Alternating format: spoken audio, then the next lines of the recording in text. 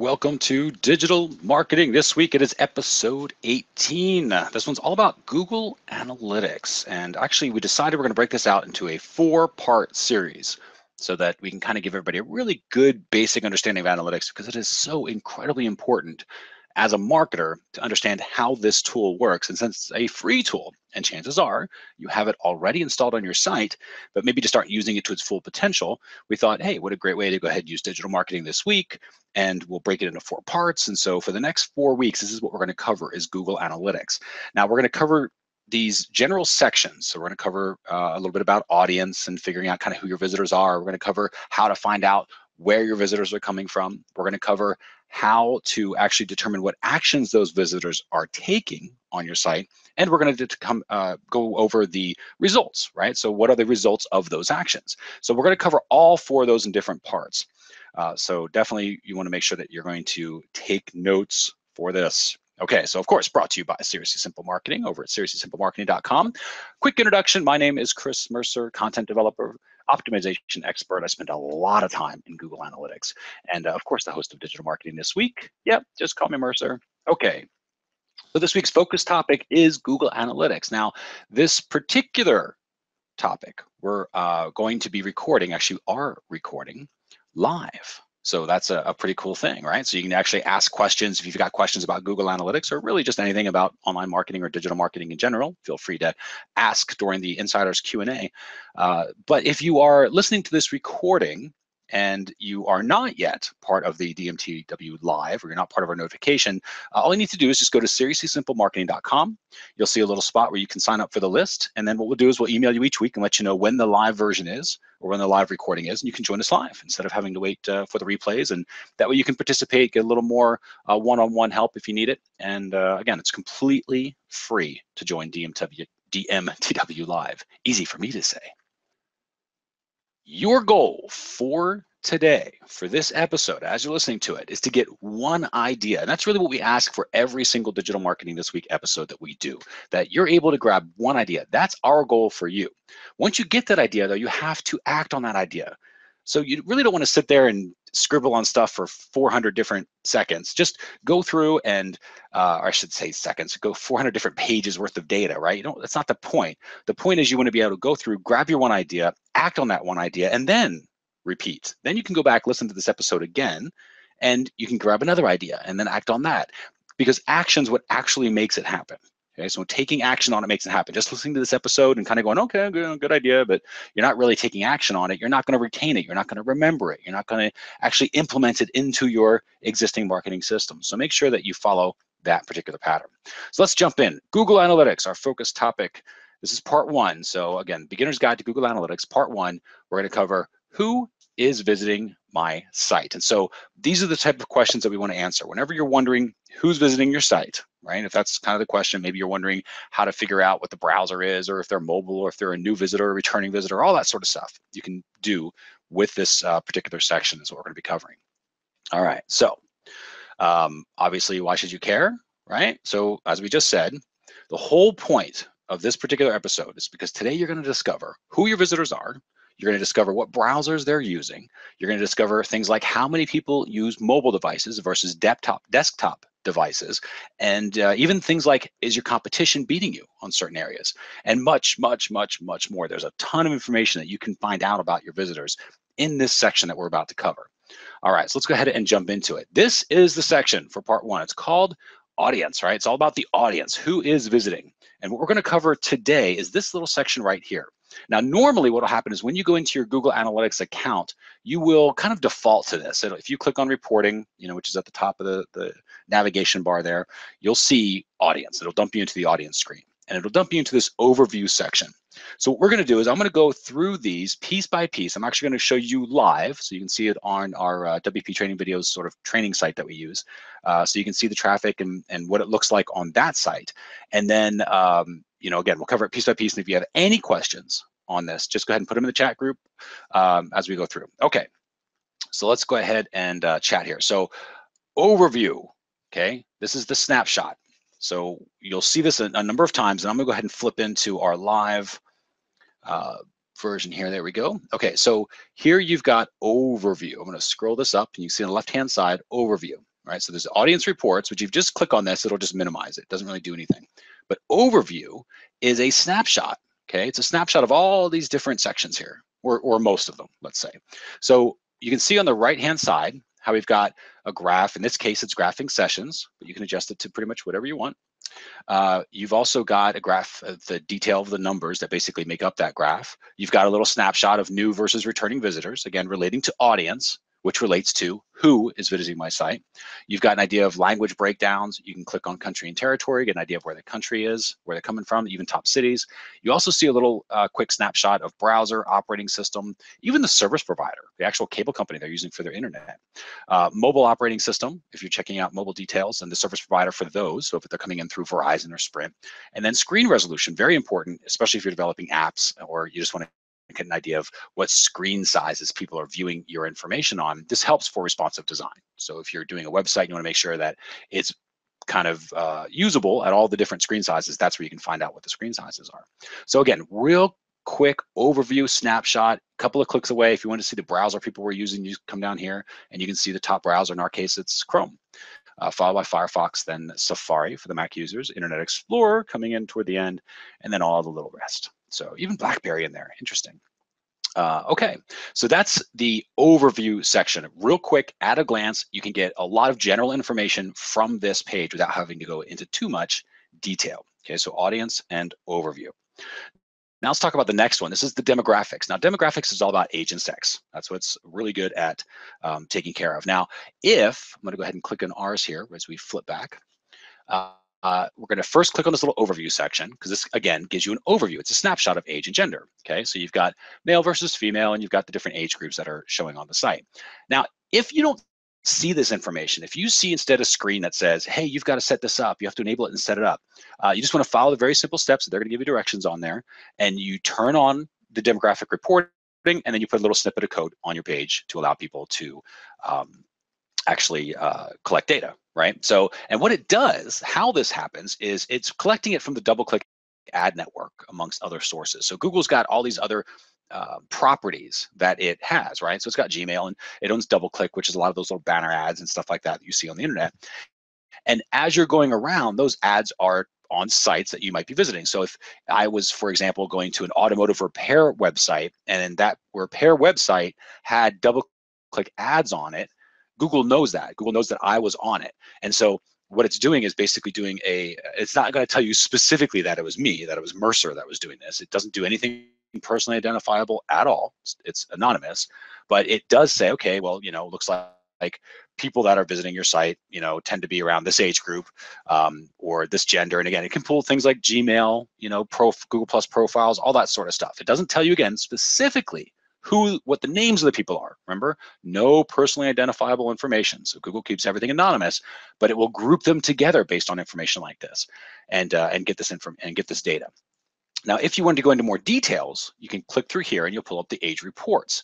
So as we scroll down, you'll see it breaks it out in these little settings, and you've got these different age demographics already broken down, and then specifically kind of the behaviors for those. So how many of these are bouncing, so you might see, like in our case, 18 to 24-year-olds bounce pretty quickly. But as we get a little older, 55 to 64, they stick around a little more. They're not bouncing as fast.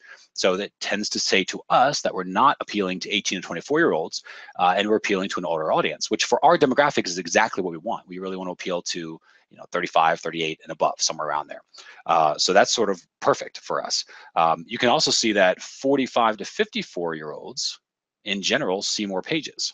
So that's also interesting. Again, that's kind of where our ideal market is. So we're appealing in topic to there, which is really good. And they're spending more time than anybody else is as well, which is also good.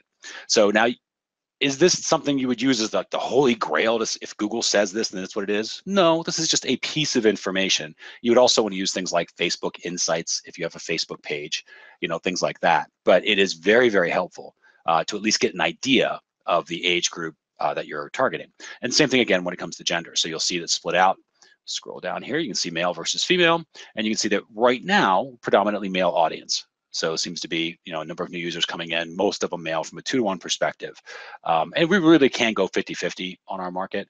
So we can do a little bit better job targeting on the female audience there. And that could be things like design change or just changing the traffic that we're sending to it.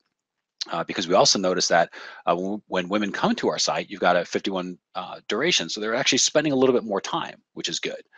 But again, guys seems to appeal a little bit more, and they're spending a little bit more investigating, and that's where your pages per session are higher. So some very, very interesting information that you can learn from this demographics section over here.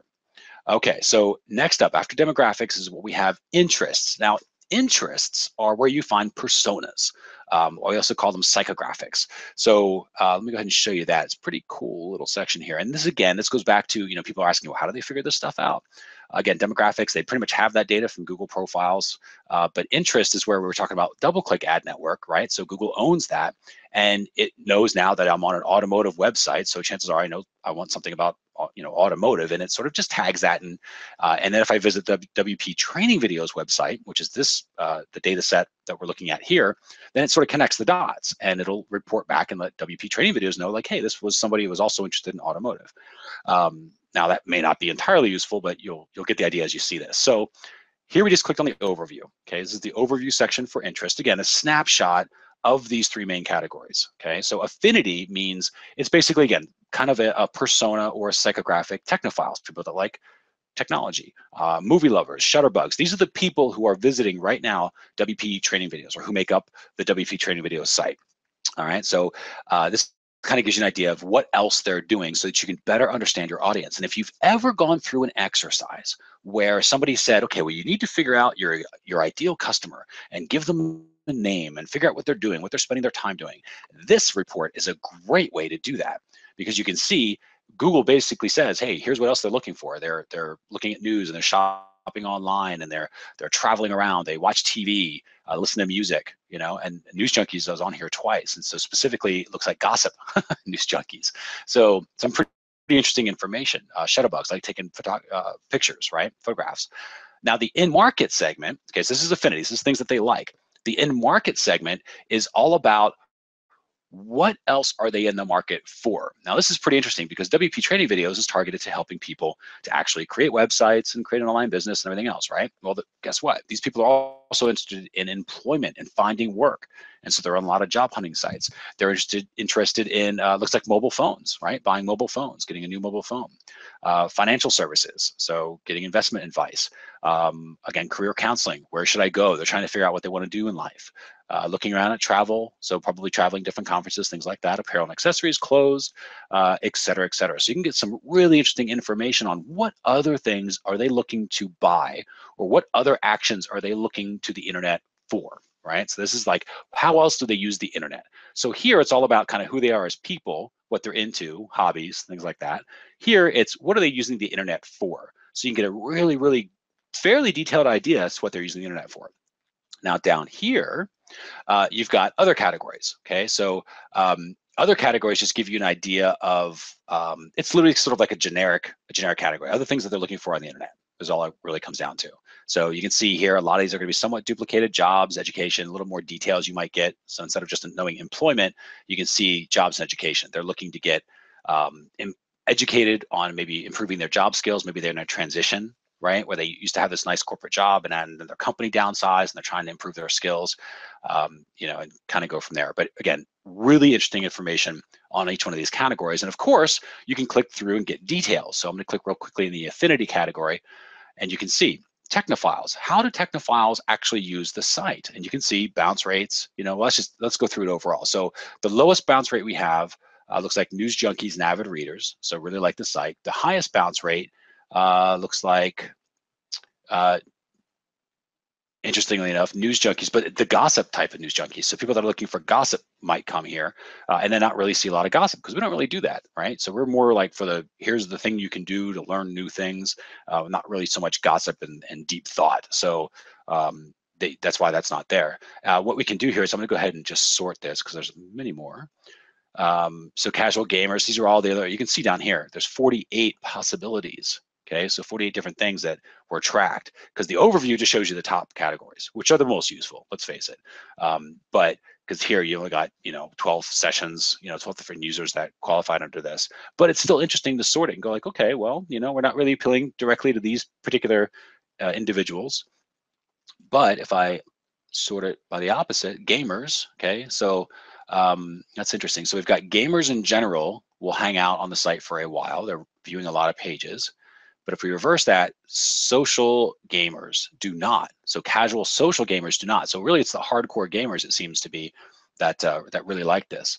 So again, interesting information that you can take a look at and see just how many users are coming from these different groups and how they're using your site. And if we had conversions set up here, which we really don't do a lot with WP training videos, we will in the future analytics course that we're going to cover, so you'll see it.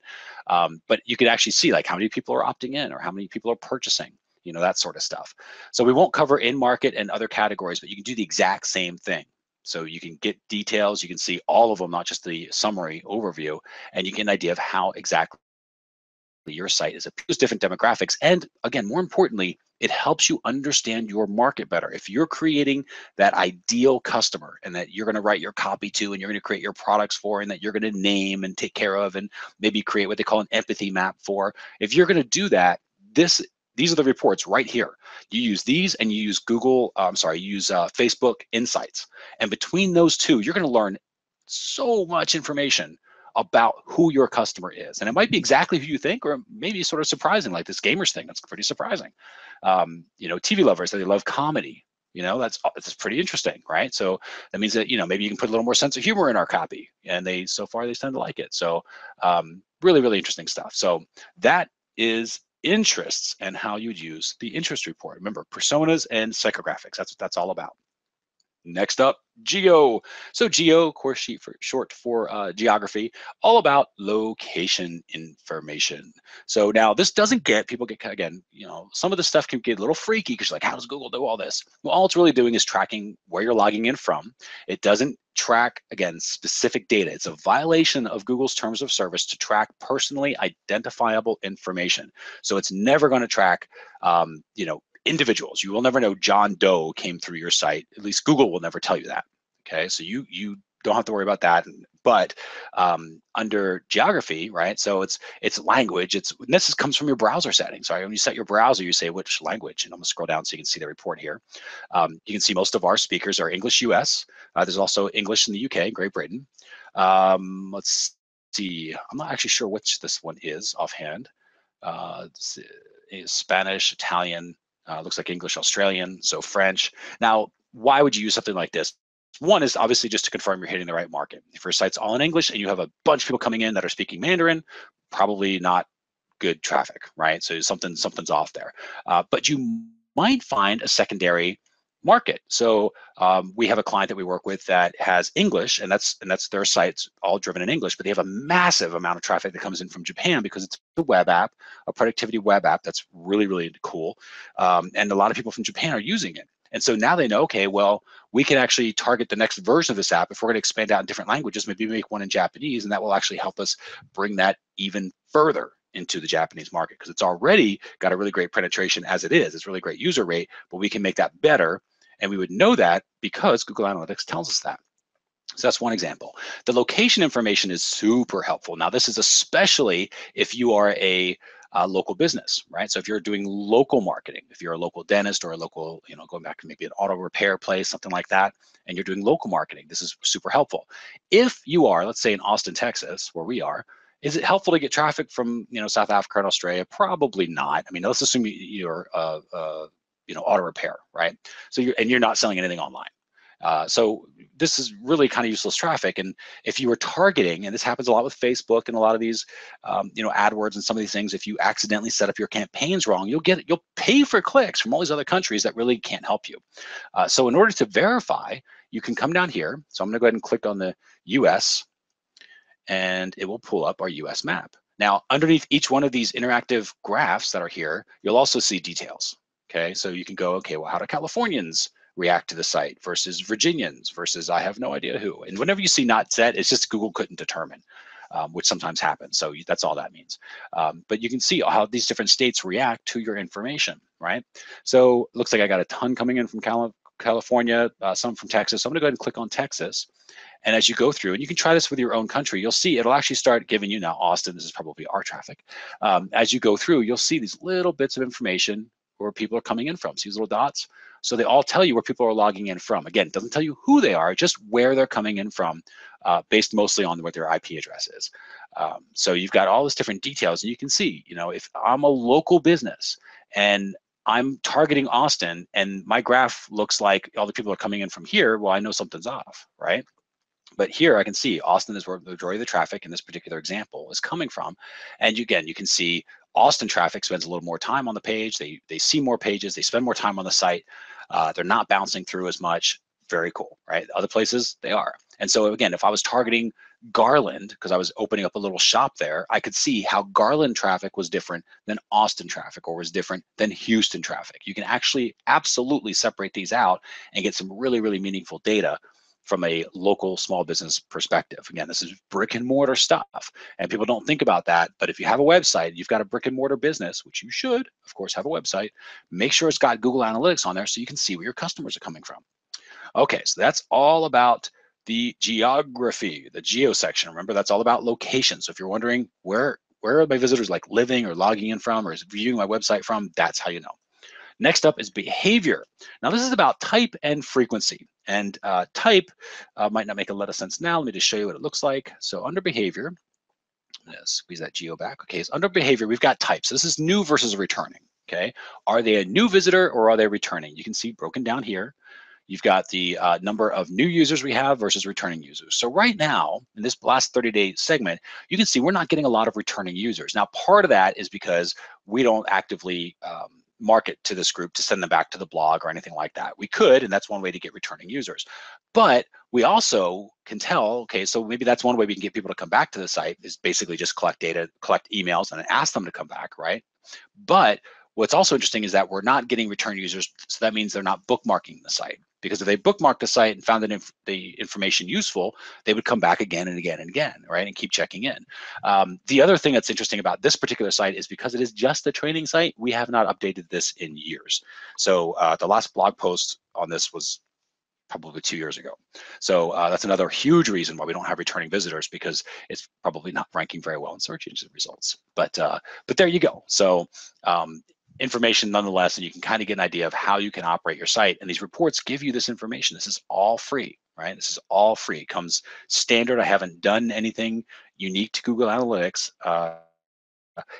enabling demographics and interests, right? So we do have to do that. The rest of this stuff all comes part of it. Now, frequency and recency is all about how many times people are coming back. So you can see here, number of sessions, 436, and number of page views that happened to be coming through. And then some people came through for another session and more. So people do come back, right, as new users, but they're not, the distribution is all, the distribution is all about how many times they're coming back and how often are they coming back. So that's kind of what this will tell you. Next up is engagement. So you can see engagement is how long they're actually spending on your site. 0 to 10 seconds, which most of them, that's not good, right? We want to have people spending more time than that. 11 to 30 seconds, you can kind of see where people are spending time and where your sweet spot is. So that's the idea of behavior. Now, we mostly will use new versus returning on this, just to kind of get an idea of, again, are we getting returning visitors back? Is that the purpose of the site? Are we trying to get buyers to come back to the site? Are we retargeting our buyers? That sort of thing. That's what we primarily would use this particular report for, but interesting nonetheless. That's behavior, all about the type and the frequency. Technology, this is a huge one. This is one we use a lot. And this is, as you might imagine, all about the technology. So we're gonna click on technology, we're gonna go to browser and OS. So OS stands for operating system. And the technology is pretty cool here, because what you can do is you can actually tell with pretty accurate results what people are using to log in, right? So, or to view your site. So you can see in our case, most people are using Chrome. And then we've got right underneath that Firefox and Safari, then Internet Explorer, et cetera, et cetera, et cetera. You can even see BlackBerry and Opera, and if they're using Android, right? The UC browser, I'm not sure what that is, but there's lots of little browsers out there, so you may not know all of them. You just want to focus on the main ones. So, but you can get an idea. Now, what's really cool about this, let's take a look at Internet Explorer. So I'm gonna go ahead and click, and you can actually click down into additional data, and you can see versions. Now, why are versions important? Well, for things like Chrome and Firefox, not really. For the new Internet Explorer, not really. But Internet Explorer was famous for years because they never forced people to update. And because of that, people did not update. And there's still, to this day, a lot of old versions. You can see we've actually had somebody use Internet Explorer 8.0 on our site. So 8.0 is 3 versions old. It's really, really old. And this person should definitely upgrade. But maybe they're on a corporate internet where they can, right? Because they're browsing from work, and that's what their work version has is Internet Explorer 8.0, and they don't have control over that, which is entirely possible, and mostly why stuff like this happens.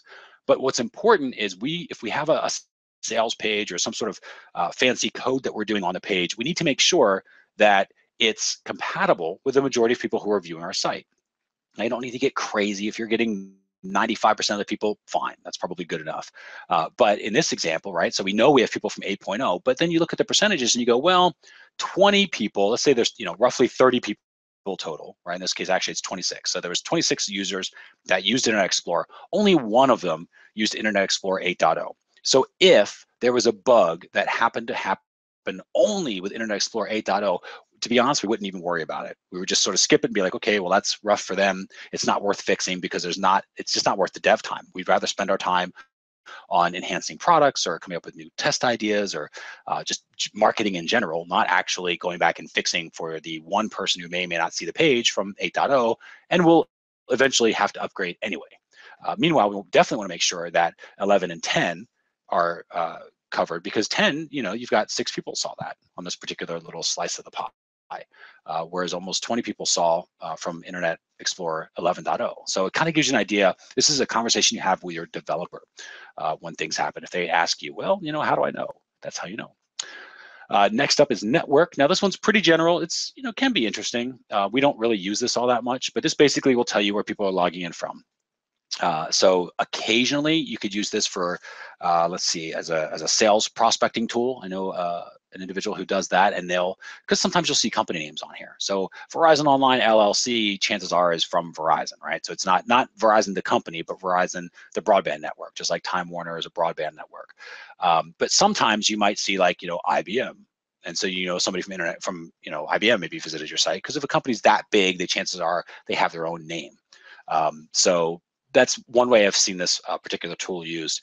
And again, you can also tell, this would be interesting to see if you had like a heavy video site or something like that, are you being throttled by certain vendors? Maybe that's an issue for you and you might want to know that. So this is where the information is. Personally, we don't really use it all that much, but it is there. So that sort of covers the technology angle. Remember, mostly we use it for browser and OS because it's huge for that. Next up, mobile devices. Now I'm sure you've probably heard mobile when it comes to marketing, right? So let's talk about that. We're going to click into overview here because I actually have a little overview section. Scroll down and take a look at our report. Mobile will tell you, are there people coming in from mobile versus tablet versus desktop and what the percentages are. So you can see on our little overview, the 400 some odd users came through. We've got 380 of them were desktop, 44 were mobile, 11 were tablet. So we don't have a whole lot of tablet traffic. We don't really have a whole lot of mobile traffic. Now, part of the reason for this is a huge reason, is because we don't email this particular audience to come back and visit WP training videos, right? It's just it's an out there site so we can use it for training, for things like this. But because of that, people probably aren't browsing that much on mobile and wanting to click through different sites, so we don't get a lot of traffic from mobile. Some do, obviously. This is why we have 10% of our traffic comes from mobile. But if we were sending out emails that said, hey, go click on our blog post, you would see that mobile traffic skyrocket because a lot of people will check email on mobile. Versus most people in this case, they're probably finding us through search and YouTube and things like that. And those are really desktop friendly activities, which is why you see in our particular example, the majority of our audience from desktop. So would we spend a ton of time going over mobile for roughly 10% of the audience? Probably not for this particular site. But if we started changing our tactics and we started emailing people to go visit blog posts or offering products, things like that, we would see that mobile traffic creep up quite a bit, and then we would absolutely want to make sure it's mobile. So if you're doing any sort of traffic generation, maybe you're using Facebook ads to point to targeting mobile buyers, because most people use Facebook or using it mobile on the app. So if that's the case and they're on Facebook and they're already on their cell phone and they click on your ad, you got to make that's mobile, right? So you got to make sure that you've got responsive traffic, but you can actually see that here. You can see it happen in this report. So it's a very, very cool report. Now, if you're wondering, I always do, how's Apple doing versus Android, right? It's kind of a little hobby of mine because I'm a big Google guy. I like Google, love Android.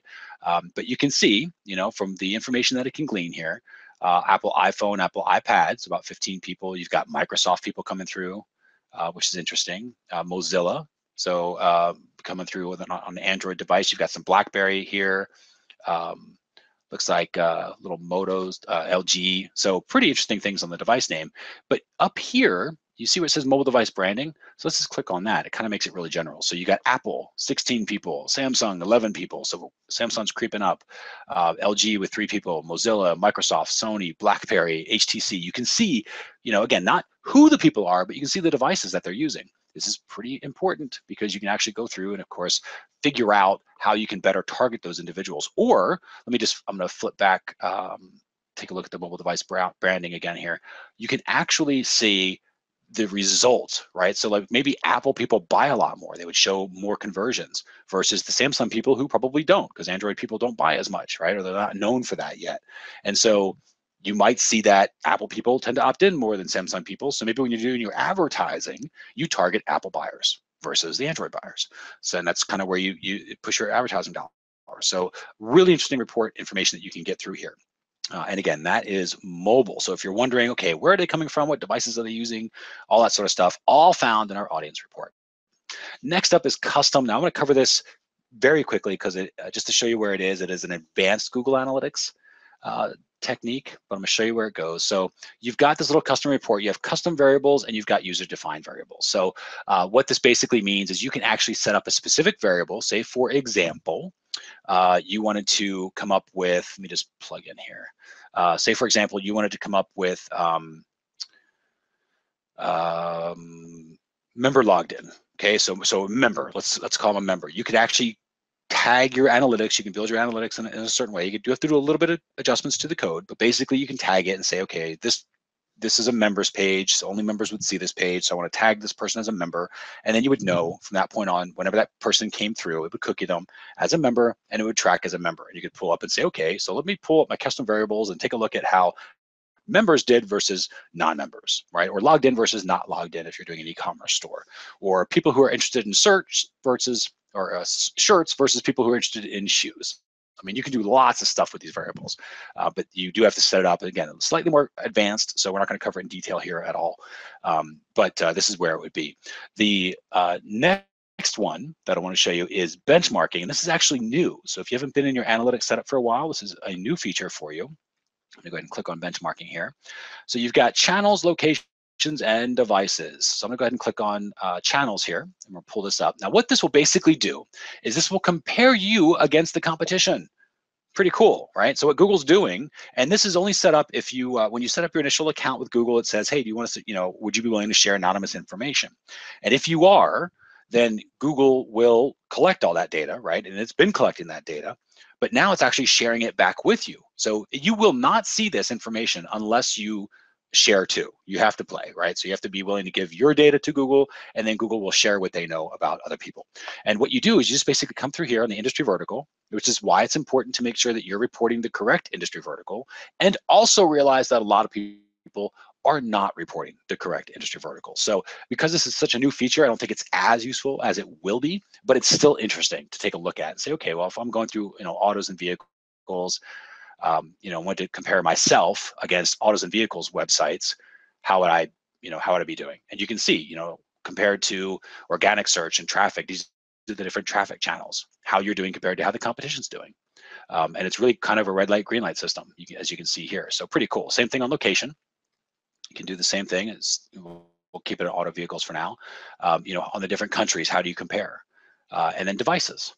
And you can come through and say, okay, how is my competition doing? Are they doing more mobile, right? So right now it looks like they are, because they're getting a lot more mobile traffic than I am. And so that's like, okay, well, that's how I could make sure that I do a better job. That's my target. My competition is way ahead of me on mobile, so I got to make sure that I kick it into gear and start sending mobile traffic, or start targeting people on mobile devices.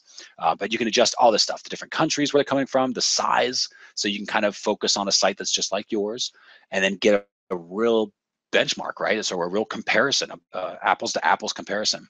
And again, take it with a grain of salt, because not everybody puts in their information exactly right. But Google's getting better and better and better at matching all that. So this is one of those reports you want to check out just to get an idea. Doesn't mean it's the holy grail, just means it's pretty interesting. Finally, we're going to cover users flow. Now, this is a very interesting report, and there are a few reports that look like this. It's what Google has for a visualization report. And what it'll do is actually will visualize, as you can see on our screen here, it will actually visualize the flow and chart out in a graphic format how people are going through your site. So you can see here, in this case, we're starting with country and territory by default, but we can change this. So we can change it to whatever we want. Maybe we just want to see by browser, right? How people from different browsers go. So you can see Chrome browsers, Firefox browsers. So you can basically change the starting point.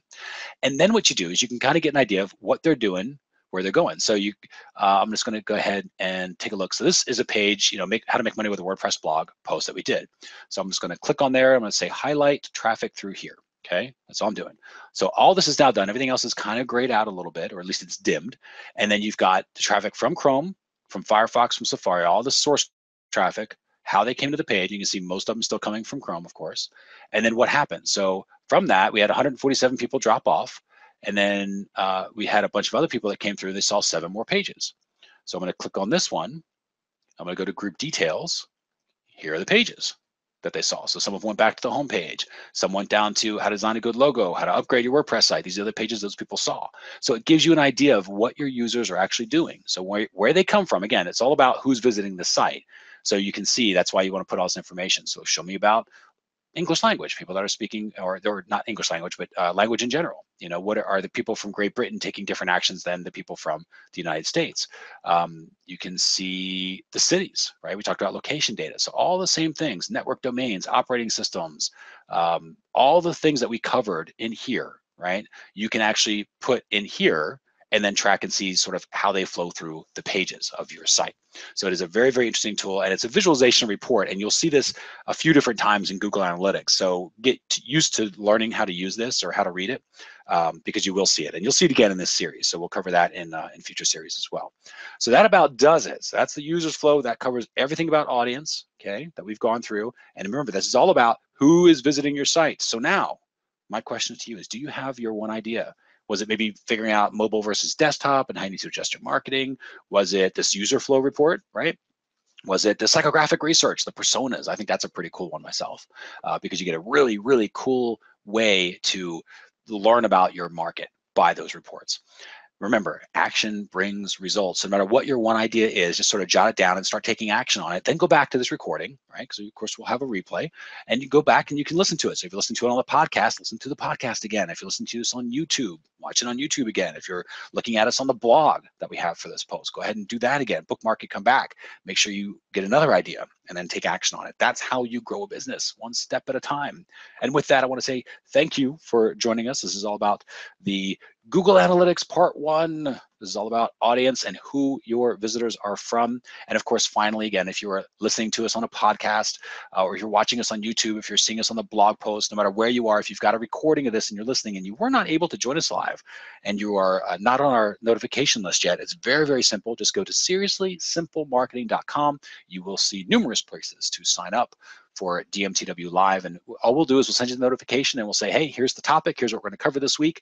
If you're interested, great, join us live. If you can't make it for whatever reason and you want to ask a question anyway, there's a way to do that. And then, of course, if you're just not interested in that topic at all, you just say, hey, nope, not my cup of tea, and we'll stop emailing you for that week and just let you know about the next one that comes up.